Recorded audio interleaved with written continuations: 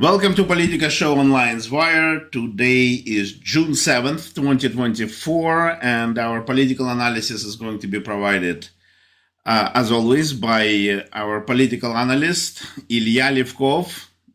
Ilya, welcome to the show. Thank you for joining us.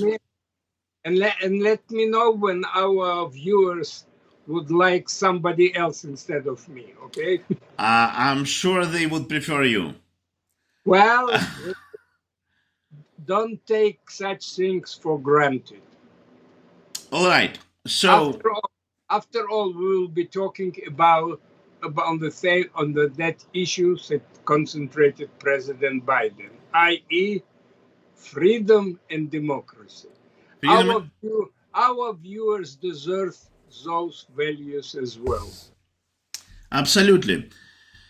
The speech given in Burgundy by our current president, there is a lot to talk about. He brought up a lot of interesting points. I would talk about some of the issues with his speech, and I will just ask you to take it away and explain what you see in this speech. In driver wave. Yes. Listen, I would say I like to talk, expromptu and not from papers. Here and there I marked some points, 2-3 points, but otherwise it's not an interview, it's a communication. It's actually a chat. I do it in such a way, though you are the only one who can interrupt me and direct me and divert me. In general, listen, I was just thinking, if I would have closed my eyes and have stricken three words, if I would have stricken World War II, Normandy, and then I would listen to those 12 minutes of President Biden, I am telling you, I would gamble that it was an electoral speech, election speech in somewhere in Michigan or somewhere else rather than in Normandy. Right. It was dominated by 2-3 words that I would like to talk to them. A, democracy. B, freedom. C, aggression. And 4, I would say, mark it down, I'll forget it in a moment, what I just said. I would say allies. Okay, it's the most central conceptual word was allies. You see, and of course, I selected those values because they're central. If you will check, those 3-4 points will be repeated. Hold it, please. So, it is amazing that the entire concept, we fought for democracy. That is Bobkes. This was not for democracy, World War II. It was to free the occupied country from the Nazi occupation and prevent the occupation of England. This was the main thing in the European theater. I'm not talking now North Africa, Japan, and all that, Those elements were similar as well, because in Japan, it was a question of preventing, it began because they didn't have enough oil to become a super empire.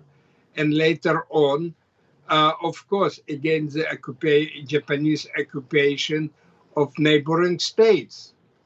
Therefore, in Africa, North Africa, it was the same thing. It's to stop Nazi armies occupy Egypt, which was on the map to be occupied, Palestine, and then get to Iranian and and Azerbaijani Oil reserves. Therefore, those were those specific geographical, strategical points. This was, of course, to the newspapers and other, we are fighting for freedom and democracy. However, those were kind of a secondary. First of all, there was very clearly defined enemy and its goals and its ideology. You understand? So, let's make a strike. You can destroy ideology when you destroy the country that promotes it. So we have, let's say, understanding. You cannot fight against ideology. Those are silly conclusions of semi-educated people. The same thing in Japan. The military spirit can be broken and changed 180 degrees. You understand? Yeah. And you can, Germany was shamed in the international court, and therefore it was easier. Yet, denazification, few people know about this, all the teachers, judges, clerks in the upper and middle, clerks in the government apparatus of Nazi Germany had to undergo denazification. They had to be, because they swore not to stay. An army and the nation swore to Führer. Therefore, everybody had to raise their right hand as repeating the signals that they swore their loyalty to Führer. I know from witnesses, it was a funny thing, when in some rural village, a postman who was delivering mail riding on a bicycle, when he encountered somebody, had also to raise a hand. And at the same time, to balance a bicycle with a heavy bag of letters, you understand? It came to this silliness. Ilya, when this denazification had to happen? It was after the Second World. 45 to 48 and 9. 4 years. Okay. Sure. And it was textbooks, teachers, everything had to be adjusted and adapted, Yes, it took even a funny turn because when they were asked, once interviewed German citizens, did you vote? They said, of course. Why did you vote? It's stated to us to vote. You understand? That is, they obeyed the orders. In a way, after the war, the Germans who wanted to show that they're democratic, but they did it because the orders of the Allied forces. Right. For them, order was an order, as in Germany. It was a forced democracy. Yeah. Well, before the Weimar was democracy, after World War I, this was a Weimar Republic, was a democratic. Yeah. Therefore, even Hitler was saying fun of all those social democrats, social liberal democrat, new social democrat. He said, all this is a mess. All this democracy is not for us. All right, let's back on the track. So my question, the democracy, the point that Biden decided to fight for democracy. The same thing he claimed later on that we are fighting against the aggression of Putin in Ukraine. Once again, it's not the fight for democracy in Ukraine, it's against the occupation of part of the Ukraine by Russia. So once again, we have here slipping in slogans that are more suitable to the domestic political a map of the United States where, you know, suddenly we're talking again about to save the democracy if the former president will run and win. Because to that degree he is dangerous, Mr. Trump, that he even made 25 or more percent considered that he is not allowed to run or to run with a special tag, i.e., he is convicted felon. You understand? Now everybody, whoever wants, could say, are you voting for convicted felon? You understand? This is not democracy. This I'm not going into all the uh, nitty gritty, but this is not democracy. So let me read you one. He said during his 12 minutes, Biden said that they stormed 1944. Um, it was necessary to stand up to a dictator who threatened democracy in Europe. First of all, it was not only Hitler, it was also Mussolini. Do you know that the song by the most prominent songwriter, Cole Porter, had a line in it about the grand, you are a Mussolini. They compared the Mussolini kind of most fashionable political leader. So the United States did not fight Mussolini, Italy, because of his ideology, who few understood, but You're hearing me well? say it again. You're hearing me well? I hear you, but I heard noise. You didn't? No, no. Oh, this was once again like a splurge of water. So it happens periodically. Yeah, I'm not even sure what this is. All right, you will have, fine, you will have to. So the question is, once again, Europe and the people today must live up to that benchmark. Once again, we are not fighting in Ukraine for democracy. We are fighting against evil, we could say. They decided to conquer a neighbor, which according to all rules of United Nations, etc., and League of Nations, etc., we are not allowed. Do you remember why Russia was expelled from the League of Nations? Because it attacked Finland in 38, 1939, 39. 40, it attacked small country Finland, and therefore it was expelled from the League of Nations. The same thing could have been done in the United Nations, but because Russia has a veto, it would vote to negate this clause and will not comply with it. Do you understand me? Yeah, yeah. So, once again, why am I saying all that?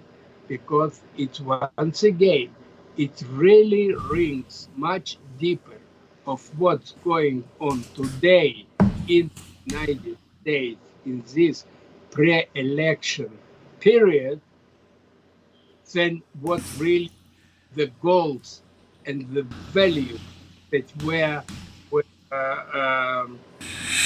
very defended by the US and Allied forces in World War.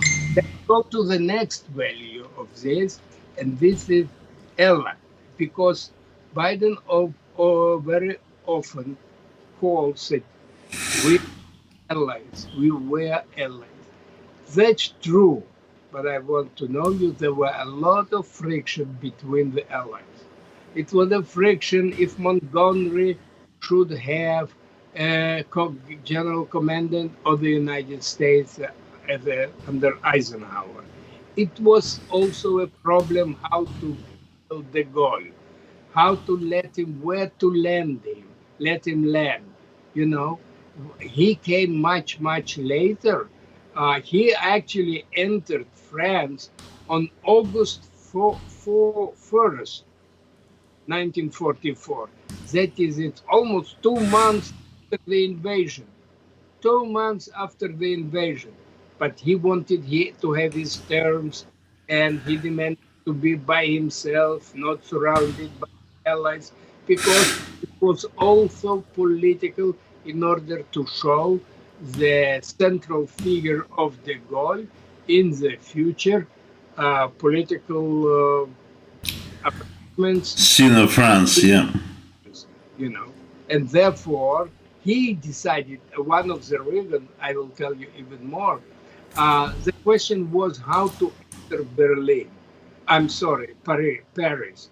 So this was the question, either bring in forces immediately or wait for attrition in areas. So de Gaulle's argument, and properly so, I must confess, was that we have to, Allied should enter as soon as possible Paris, because inside Paris, especially, and in the movement of the resistance, were many communist groups. And therefore, there was fear that Stalin might use this turmoil in order to impose a semi-communist regime in France. So the politics even then were playing major role in many turns of that kind. Now, so, I'm pointing those points in order to come back and deal with them, how those values are inconsistent with the present politics of President Biden. Let's start with a democracy. If United States calls for democracy, why then it really bends over to isolate Israel and make it kind of a questionable state where A, United States and Israel are long time, and B, for sure, Israel is democracy, and there are plenty of freedom in it, to the degree that United States easily manipulates various groups in Israel against the present Israeli government.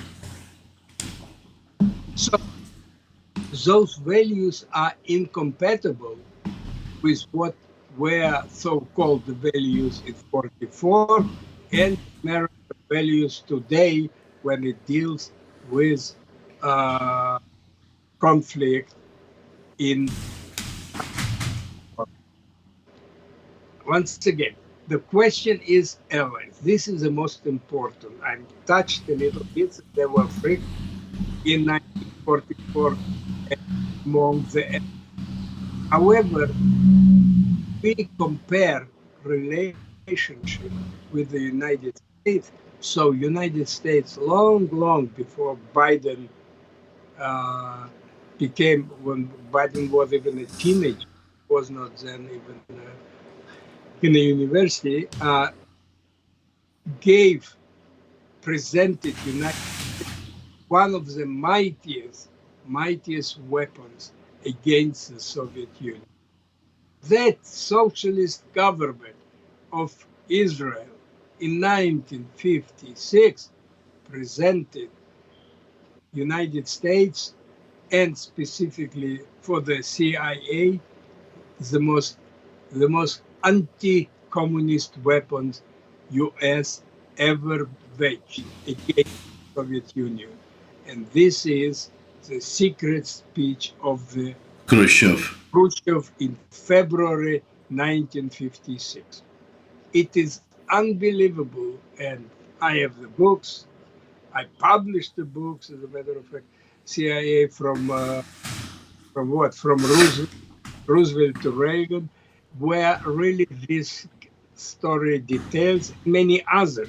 Moreover, I knew the person who got this speech. He, Who brought it from USSR to Israel? he was not, he was originally from Poland, actually, and this is the key element because he had there a girlfriend, but they parted and she went to Palestine and stayed in Poland. She became a close friend, one of the members of the Central Committee of Polish Communist Party. Through her boyfriend, she got this copy and she forwarded it to him, to that person who worked in the radio Voice of Israel radio station for abroad. They actually were transmitting in various languages, including Russian, Yiddish, and other languages. What's important, why I go into details, they did not made, and those where, they've been created noise. You could not listen. It was I know what it is. They were погашали. yeah. It's the same thing what happened to us here. Sometimes noise come out of nowhere. So why is it important in general and in my case in particular? They did not create those noisy distractions that you could not listen. You understand? It was kind of like engine noise, which really dominated and you could not comprehend what is spoken. They did in many languages, as I mentioned, in those, including, of course, Russian and including because there were programs in Yiddish.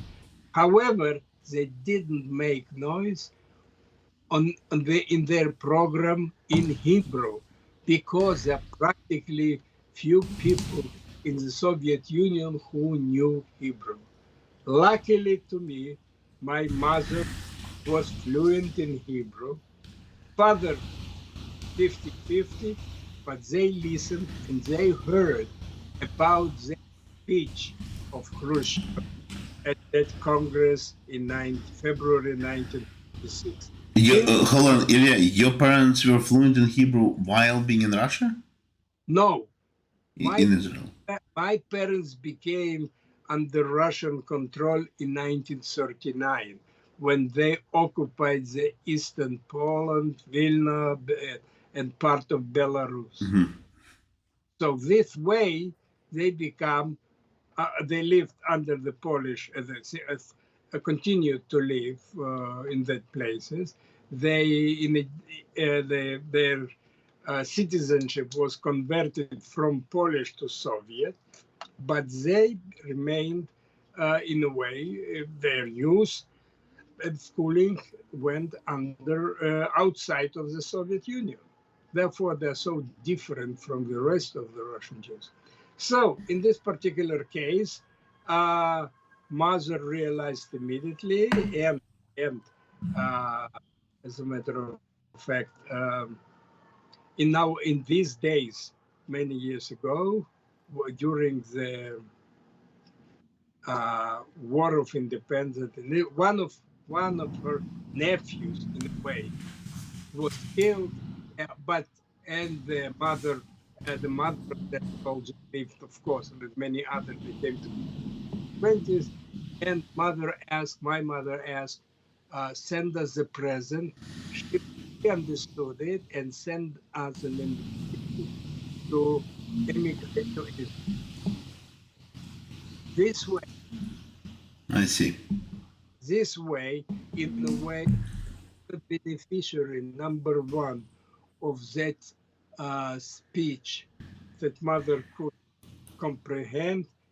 But in any case, it states receiving the secret speech of Khrushchev, where he castigated Stalin personally, and Stalinism as such, this was this created a lot of havoc because this later on created, you know, there were three Soviet countries in Eastern Europe under Soviet control, not Soviet countries, which were, it was Czechoslovakia, it was East Germany, East Germany even revolted, and Hungary, because of that same speech.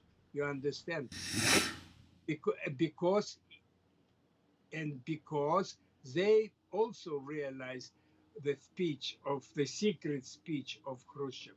So that, speaking about closing this issue right now, Israel gave an enormous present to United States in a Cold War as no other country since then and before then. Now, I want simply to go and chat another step or two about this interrelation United States and Israel. In 1967 war, which took place, 57 years ago, Israel destroyed three Arab countries. The bottom meaning of all that, Israel destroyed the image of the Soviet arms as of quality and value that can compete with the West, with the Western Technology. technology. Do you know what is the bottom line of that thing? United States said, "Hey, we have such a mighty little boy in the in the Middle East." In a way, was killed, but and the mother of that soldier lived, of course, and many others. They came to 20s, and my mother asked, send us a present. She understood it and sent us an invitation to immigrate to Israel. This way, I see. in a way, the beneficiary number one of that speech that mother could comprehend. But in any case, it states receiving the secret speech of Khrushchev, where he castigated Stalin personally, and Stalinism as such, this created a lot of havoc because this later on created, you know, there were three Soviet countries in Eastern Europe under Soviet control, not Soviet countries, which were, it was Czechoslovakia, it was East Germany even revolted, and Hungary, because of that same speech. You understand? Because because they also realized the speech of the secret speech of Khrushchev. So that, speaking about closing this issue right now, Israel gave an enormous present to United States in a Cold War as no other country since then and before then.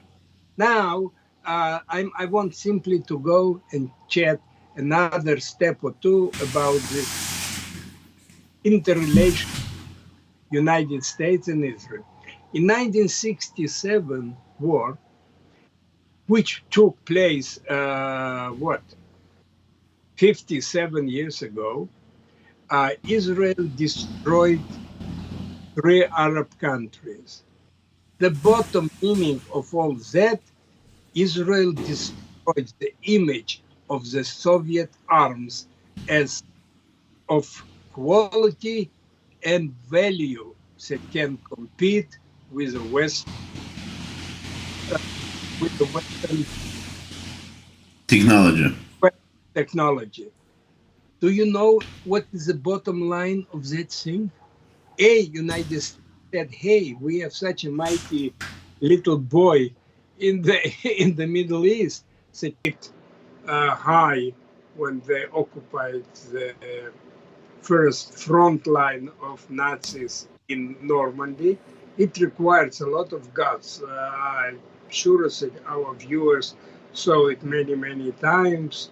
Uh, as a matter of fact, let me tell you what reminds me. It was the last days before the Six-Day War. I was in Jerusalem.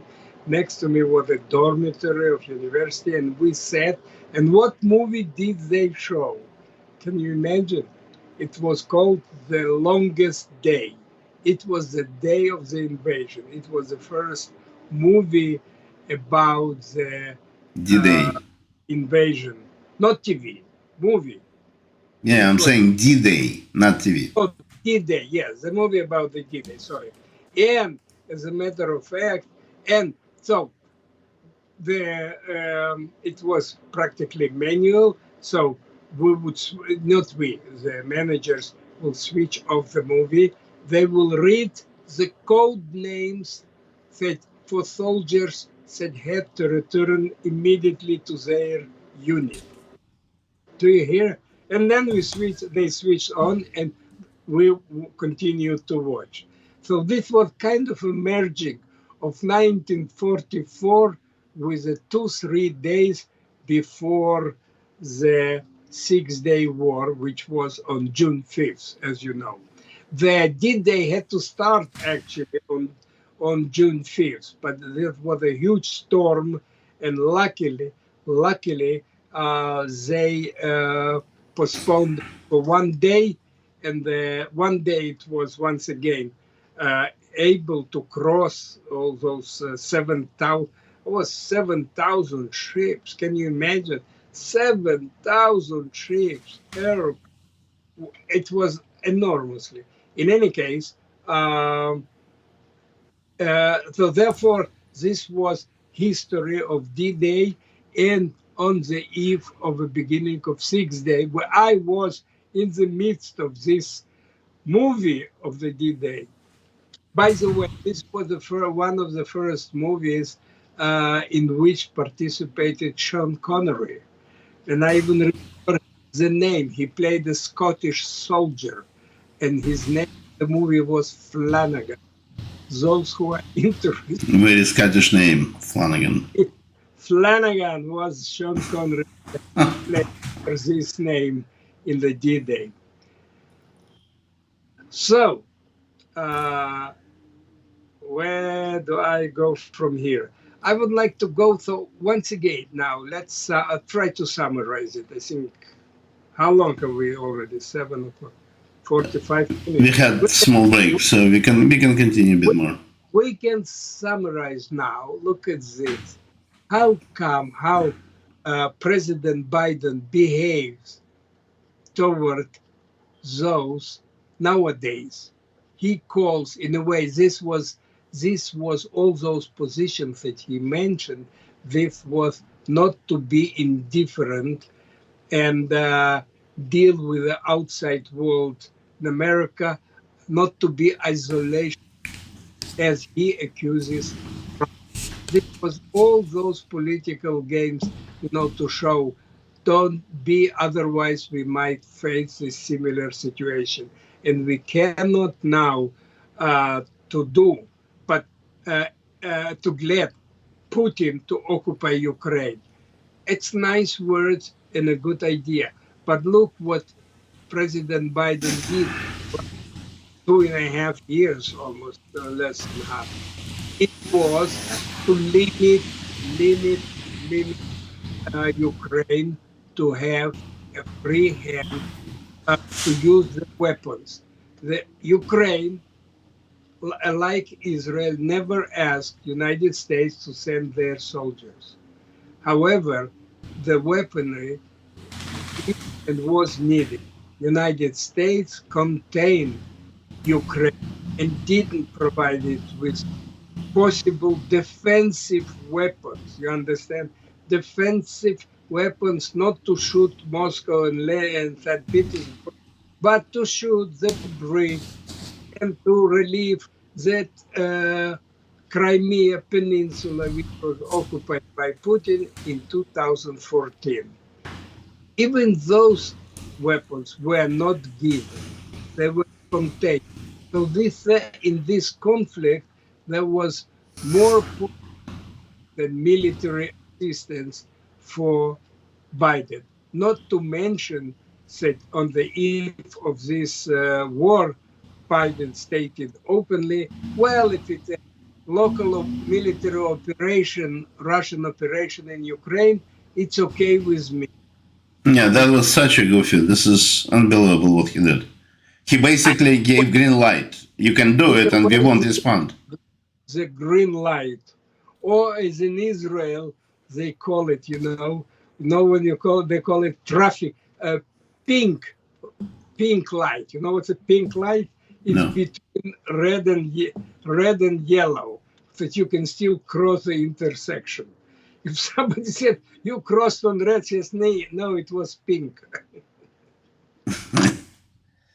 So the same thing was for Putin. It was a pink light to enter Ukraine, and how much and what intensity, it was beyond control of the United States, and of course beyond the thing.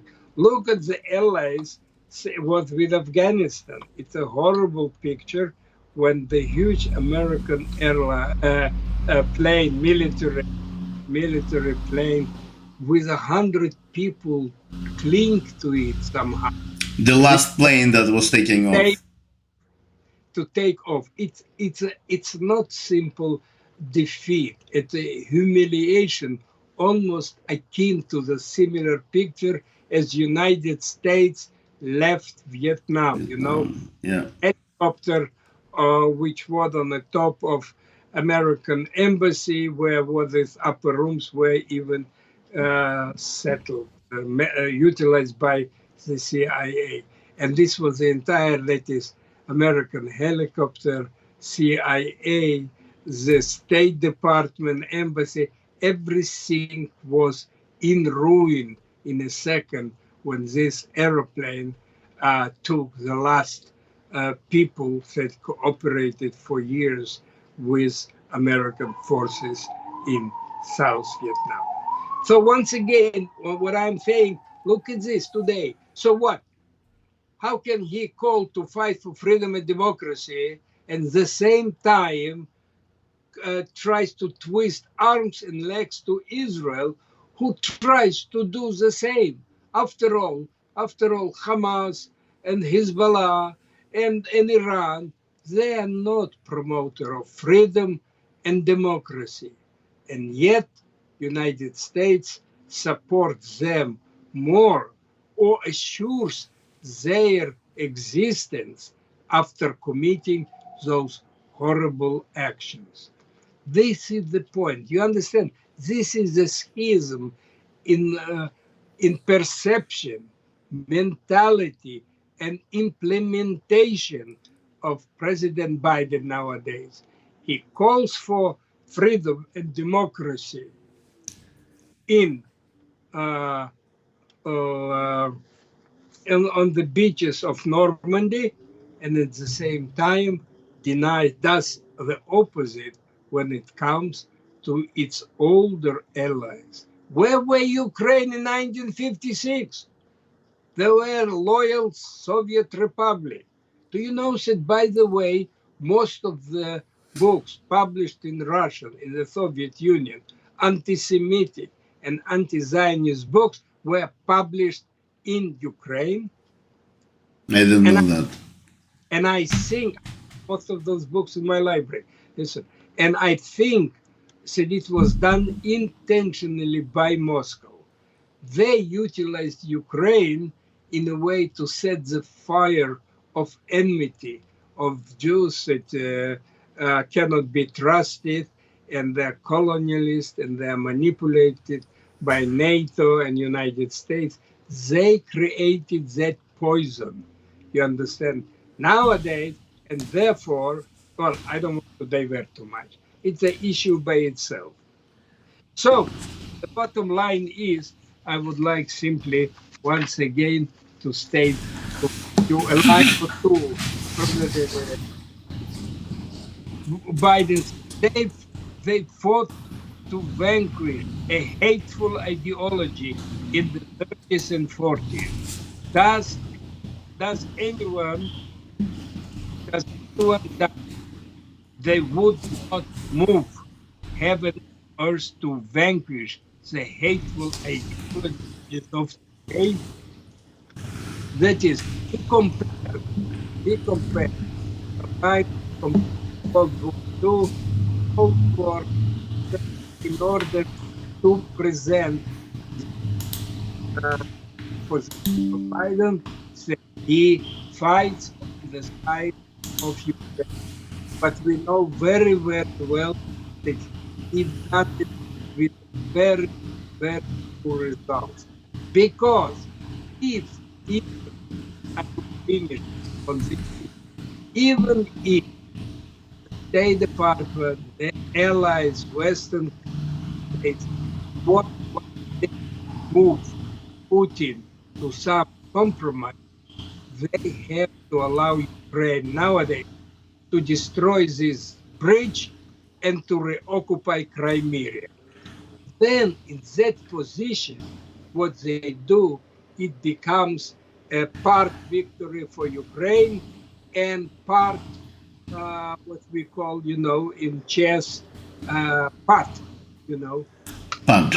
neither nor, because under this way, it becomes clear that they're opening the path to really change the regime in Russia by Ukraine at least to get those two items: destroy the bridge that supports Crimea and Crimea itself. In this way, Putin will be not survive the internal pressure. And the new generation of Russian generals, I don't think they have guts to think strategically that they have to roll Russia back to the borders of the Soviet Union. I want to say something else, a final, just escaped me. Uh, Indeed, this what is to be done now. Even we think about the compromise at which, oh yes, I remember. Because how long the Soviet Union dominated the East Germany? 44 years. Nobody dreams that it's possible.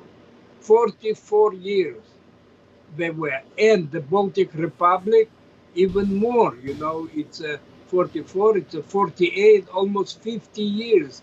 The Baltic Republic were dominated by the Soviet Union. Yeah. And yet it's doable when you have a commitment, a real commitment to democracy, freedom, Western culture, which negates aggression of the kind. Yeah, just one sideline question. Very fundamentally, do you believe that Putin would let, or he can lose Crimea? Is it even possible? Would he not use at least tactical nuclear weapon to defend it? No, I disagree with you. I don't want to talk about tactical nuclear weapons, about which I know plenty, but still, I'm a novice in it. Let's not go into absolute hypothetical thing. It's beyond me and beyond you, I would say, and even our listeners. Let's not be the field marshals of the atomic war. We are not equipped to deal. Yes, but Ilya, we are talking about hypothetical NATO supplying with enough offensive weapons. We just spoke about taking Crimea. No, excuse me. I didn't mention a nuclear weapon. Okay, we are not They supplying Ukraine with nuclear weapons, but we are talking about taking Crimea from Russia, which historically was part of Russia. let's not do with this. Okay, This concept. I will say one concept and let's finish with it. Let's close the program deal. because it takes another circle. When did Putin threaten the West with a nuclear weapon? When he started the war. Exactly. And he lost, and he forgot, and his Kinjal, and all the new weapons he doesn't have, and many other things. Yes, they have many people to be killed. It's in Ukrainian. This is their one and only advantage. You understand? Their planes not functional. All the modern planes are not really bombing Ukraine because they're afraid that they will lose those as well. Therefore, let's not go into the stage of nuclear weapons. If you want very much, read. I will give you a list of books. Read it, and then this debate was in the United States in the 50s and 60s. It's such a dead horse that I don't want to talk about this Okay. because I'll tell you one thing. All this political military generation of Russians by now have grandchildren. They don't want their grandchildren die. Period. We'll see, Okay. and we will meet our viewers next week, and hopefully you will communicate to us what do you like, dislike in our Yes. programs. Because we are young fellows and we are still set to learn your opinion And Ilya, thank you very much for a wonderful, very interesting and captivating conversation. that you will not hear on any other channel. Yes, absolutely. This is unique to Politico show Lions Wire. All right, au revoir. Au revoir.